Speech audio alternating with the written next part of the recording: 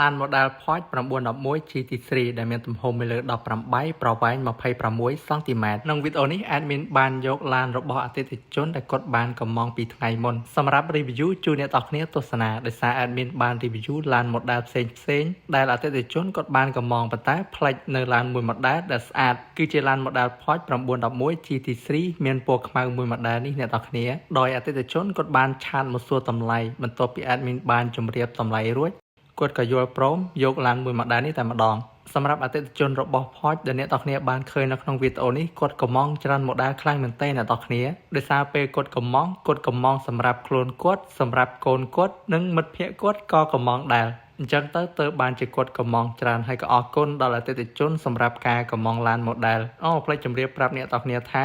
ឡានមួយ model នេះនៅសល់តែមួយទេអ្នកនរគ្នាសំខាន់គាត់កម្មង់ទៅអញ្ចឹងទៅអស់ស្តុកតែម្ដងសេតខ្លាំងមែនទែនកំភៃអ្នកនរគ្នានៅសល់ឡាន model Porsche 911 GT3 ដែលមានទំហំ1លើ